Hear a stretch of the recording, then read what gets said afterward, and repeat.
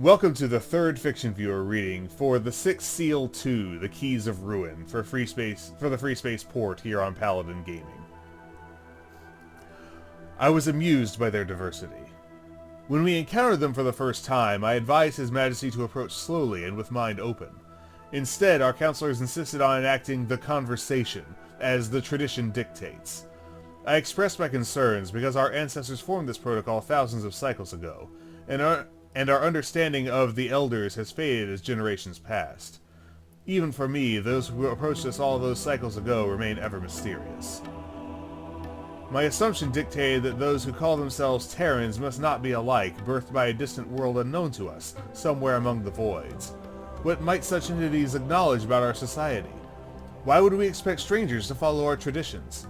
How can we find their actions disrespectful when they are almost as strangers to the infinite voids as are our own people?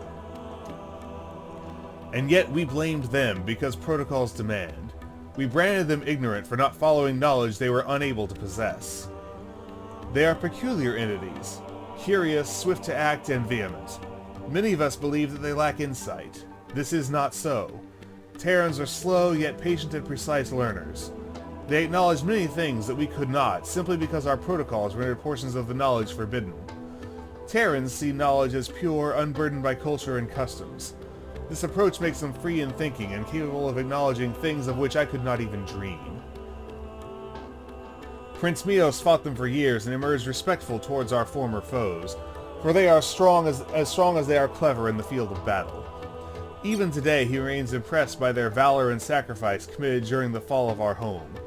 So many Terran souls lost in the voids for strangers they fought only half a cycle before. May both Terrans and our fallen find their path among the stars. I studied them during our conflict and found most differences superficial. We formed tribes while they formed states. They had many cultures, many languages, and many tones of skin, yet they were all Terran kind. They fought each other in the Unification War, just like we did in the Clash of Four Bloods. Their unity was much younger, yet prospering. Yet this one was different. When the Imperial Guard notified me of the discovery of him, I was curious. An outsider living far from the boundaries of their society. A shadowy figure with his own gathering of followers, studying the most otherworldly secrets of the Infinity. The Xenobiology and Xenotechnology Division.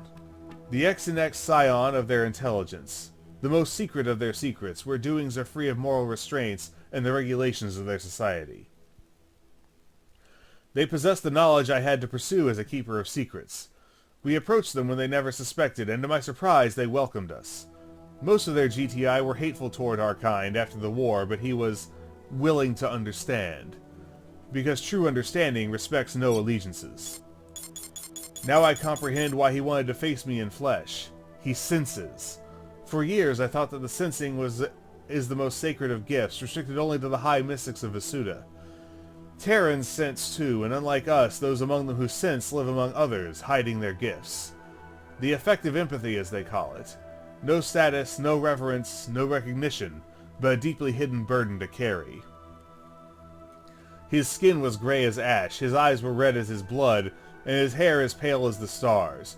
I sensed he is very old, yet he didn't appear so.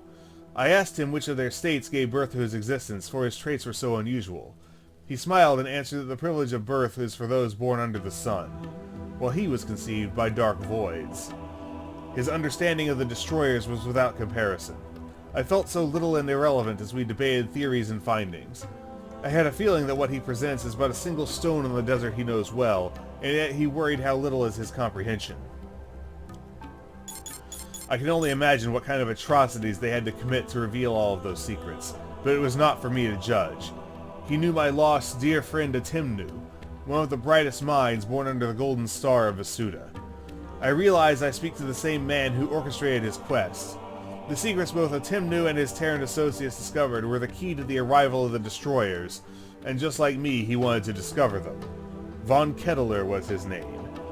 We talk among the shadows, and this is where our talking should remain, for both he and I would be prosecuted for our doings.